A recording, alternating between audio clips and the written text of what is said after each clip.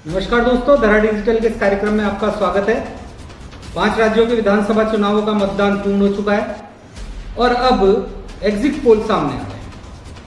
हमने भी हमारे सोर्सों से जानकारी जुटाई है और हाड़ौती की सीटों का मूल्यांकन करा है। हाड़ौती में केवल 17 विधानसभा सीटें, जिसमें हम जिले वाइज आपको बताएंगे कि कौन से जिले में कौन सी पार्टी चुनाव जीतने की स्थिति में पहुंच गई है। तो सबसे पहले बात करते हैं कोटा क्षेत्र की। तो कोटा में पीपलदा विधानसभा क्षेत्र से प्रेमचंद गोचर है भारतीय जनता पार्टी के प्रत्याशी, वो चुनाव जीतने की स्थिति में है। कांग्रेस ने यहाँ पर चेतन पटेल को टिकट दिया था। चेतन मजबूती से चुनाव लड़े, लेकिन स्थिति भारतीय जनता पार्टी के फेवर में है और प्रेमचंद गोचर यहाँ से चुनाव जीत जाएंगे। सांगोद विधानसभा क्षेत्र से हीरालाल नागर भारतीय जनता पार्टी के प्रत्याशी हैं। पूर्व में विधायक रहे हैं। भारतीय जनता पार्टी ने उन्हें दोबारा अपना प्रत्याशी बनाया और वो चुनाव जीतने की स्थिति में पहुंच गए हैं। यहाँ पर कांग्रेस ने भानु प्रताप सिंह को अपना प्रत्याशी बनाया था। भानु ने चुनाव लड़ा। यहाँ पहले भरत सिंह चुनाव लड़ते आए हैं। भरत सिंह कद्दावर नेता है हाड़ौती के, लेकिन इस बार उन्होंने युवा के लिए वकालत करी और अपना सीट छोड़ी। कांग्रेस ने भी उनकी बात मानी और युवा को टिकट दिया, लेकिन स्थिति यह रही कि भानु जीतने की स्थिति में नहीं पहुंचे और प्रेमचंद जो हीरालाल नागर हैं वो यहाँ से चुनाव जीतने की स्थिति में पहुंच गए हैं। कोटा उत्तर विधानसभा क्षेत्र की बात करें तो कांग्रेस ने शांति धारीवाल को अपना प्रत्याशी बनाया। यूडीएच मंत्री हैं कांग्रेस के, राजस्थान सरकार में कद्दावर मंत्री रहे हैं और उनके सामने भारतीय जनता पार्टी ने प्रहलाद गुंजल को अपना प्रत्याशी बनाया। दोनों के ही टिकट अंतिम समय पर घोषित किए गए हैं। यूडीएच मंत्री पिछले लंबे समय से यहाँ तैयारी कर रहे थे और प्रहलाद गुंजल भी अपनी तैयारी में लगे हुए थे। स्थिति कड़ा मुकाबले का है। कड़े मुकाबले में वैसे शांति धारीवाल को बढ़त बताई जा रही है, लेकिन कोटा उत्तर का विधानसभा क्षेत्र नदी पार पर डिपेंड करता है। नदी पार क्षेत्र पर भारतीय जनता पार्टी अगर बढ़त बनाने में सफल हो जाती है, बड़ी बढ़त बनाने में सफल हो जाती है, तो प्रहलाद गुंजल यहाँ से चुनाव जीत सकते हैं। माली वोटर भी यहाँ पर काफी प्रभावशाली है। माली वोटर भारतीय जनता पार्टी के फेवर का माना जाता है, लेकिन पिछले विधानसभा चुनाव से उन्होंने भारतीय जनता पार्टी को फेवर नहीं किया था, लेकिन इस बार माना जा रहा है कि उन्होंने प्रहलाद गुंजल के फेवर में मतदान किया है और अगर ऐसा संभव हुआ तो यहाँ पर भारतीय जनता पार्टी चुनाव जीत सकती है। इसलिए यहाँ के मुकाबले को कड़ा मुकाबला कहा जा रहा है और इसमें दोनों की ही संभावना है चुनाव जीतने की। कोटा दक्षिण विधानसभा क्षेत्र की बात की जाए तो भारतीय जनता पार्टी ने अपने वर्तमान विधायक संदीप शर्मा को दोबारा प्रत्याशी बनाया और संदीप शर्मा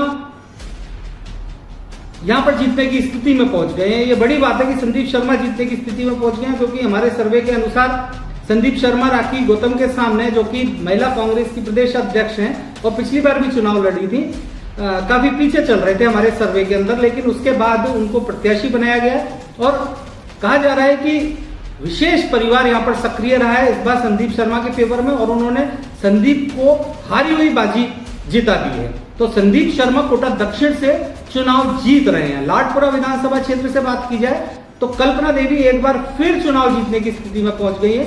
यहां पर कांग्रेस ने अपने 3 बार के हारे हुए प्रत्याशी नईमुद्दीन गुड्डू को टिकट दिया था। गुड्डू ने अच्छा चुनाव लड़ा, उनका प्रभाव भी था, लेकिन मतों का ध्रुवीकरण हमेशा यहाँ पर रहा है और ऐसी स्थिति में माना जा रहा है कि कल्पना देवी चुनाव जीतने की स्थिति में पहुंच गई हैं। एक फैक्टर बीच में यह आया था कि भाजपा के नेता हैं भवानी सिंह राजावत, 3 बार से यहाँ पर विधायक रहे थे, निर्दलीय खड़े हो गए थे चुनाव में और इस कारण से काफी स्थिति डावाडोल और असमंजस की नजर आ रही थी और कांग्रेस के फेवर में नजर आ रहा था, लेकिन उन्होंने भी कल्पना देवी के समर्थन में अपना समर्थन कल्पना देवी को दे दिया और अब कल्पना देवी लाडपुरा विधानसभा क्षेत्र से चुनाव जीतने की स्थिति में पहुंच गई है। ना केवल जीतने की स्थिति में पहुंच गई हैं, वो बड़े अंतर से यहां पर चुनाव जीत सकती हैं। रामगंज मंडी विधानसभा क्षेत्र से मदन दिलावर भारतीय जनता पार्टी के प्रत्याशी हैं। कांग्रेस ने महेंद्र राजौरिया को टिकट दिया था, लेकिन मदन दिलावर यहां पर जीतने की स्थिति में पहुंच गए हैं। तो कोटा विधानसभा क्षेत्र में अगर बात की जाए तो कोटा विधानसभा क्षेत्र की 6 विधानसभा सीटों में से कांग्रेस केवल 1 सीट कोटा उत्तर में ही मुकाबले में नजर आ रही है। बाकी 5 सीटों पर भारतीय जनता पार्टी की जीत सुनिश्चित मानी जा रही है और जो कोटा उत्तर विधानसभा क्षेत्र की सीट है उसमें भी कड़ा मुकाबला है। यूडीएच मंत्री शांति धारीवाल को बढ़त है, लेकिन अगर माली मतदाता पलट जाता है, वापस भारतीय जनता पार्टी के फेवर में आ जाता है और भारतीय जनता पार्टी नदी पार क्षेत्र से बढ़त लेने में सफल हो जाती है, तो यूडीएच मंत्री की भी सीट यहाँ पर खतरे में पड़ सकती है। अब बूंदी जिले की विधानसभा सीटों की बात करें तो बूंदी की हिंडोली विधानसभा सीट पर प्रभुलाल सैनी मजबूत स्थिति में है। यहाँ पर कांग्रेस के मंत्री अशोक चांदना चुनाव लड़ रहे थे, काफी मजबूत माने जा रहे थे, लेकिन प्रभुलाल सैनी ने यहाँ से नामांकन भर के उन्हें चुनौती दी और समीकरणों को उन्होंने ऐसा घुमाया। काफी महारत हासिल है प्रभुलाल सैनी को चुनाव लड़ने की, और वह महारत, उनकी इस काबिलियत यहाँ पर नजर आ रही है कि उन्होंने हिंडोली विधानसभा सीट पर बढ़त बना ली है। यानी कि स्थिति यह आ गई है कि प्रभुलाल सैनी हिंडोली विधानसभा क्षेत्र से चुनाव जीत सकते हैं। बूंदी की ही सीट है केशवराय पाटन विधानसभा सीट। केशवराय पाटन विधानसभा सीट पर चंद्रकांता मेघवाल चुनाव जीतने की स्थिति में पहुंच गए हैं। यहां पर कांग्रेस के राकेश गोयत निर्दलीय चुनाव में खड़े हुए थे और वो काफी प्रभावित करते हुए नजर आ रहे हैं कांग्रेस को, तो यहाँ कांग्रेस जीतने की स्थिति में नहीं पहुंच पाई है। यहां से चंद्रकांता मेघवाल चुनाव जीत रही हैं। बूंदी विधानसभा क्षेत्र में कांग्रेस ने अपने पुराने वरिष्ठ नेता हरिमोहन शर्मा को प्रत्याशी बनाया था और हरिमोहन शर्मा यहां पर अशोक डोगरा को पूरी टक्कर दे रहे हैं, बढ़त की स्थिति में चुनाव जीत सकते हैं। बूंदी के बाद बात की जाए झालावाड़ विधानसभा क्षेत्र की, तो झालावाड़ की डग विधानसभा क्षेत्र पर कालू राम भाजपा के प्रत्याशी हैं, वह चुनाव जीतने की स्थिति में पहुंच गए हैं। झालरा पाटन में वसुंधरा राजे सिंधिया एक छत्र लीडर है, नेता है, इसलिए वे भी चुनाव जीत रही हैं। खानपुर में नरेंद्र नागर पूर्व विधायक है भारतीय जनता पार्टी के, वो भी चुनाव जीतने की स्थिति में पहुंच गए हैं। अंता में जो 12 विधानसभा क्षेत्र में आती है, अंता में प्रमोद जैन भाया चुनाव लड़ते हैं, लेकिन उनकी स्थिति इस बार नाजुक बनी हुई है।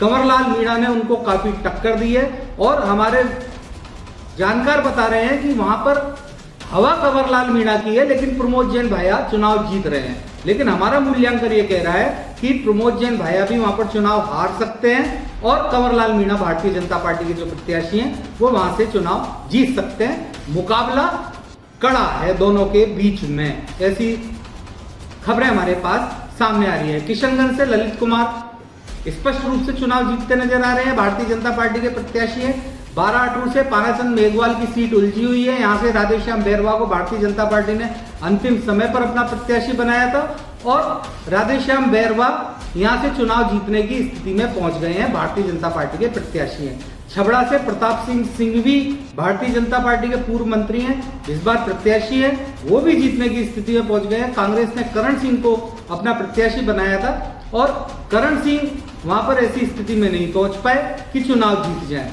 तो प्रताप सिंह सिंघवी भी यहां से चुनाव जीतने की स्थिति में पहुंच गए। हाड़ौती के अगर चुनावी समीकरणों पर नजर दौड़ाई जाए तो यहां पर भारतीय जनता पार्टी का पलड़ा भारी नजर आ रहा है। कांग्रेस यहां पर बहुत अच्छा परफॉर्मेंस करती नजर नहीं आ रही।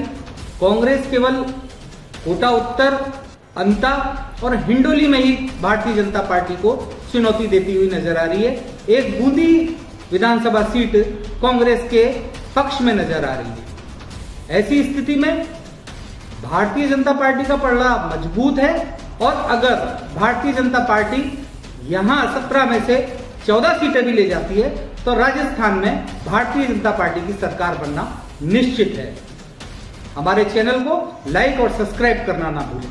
धन्यवाद।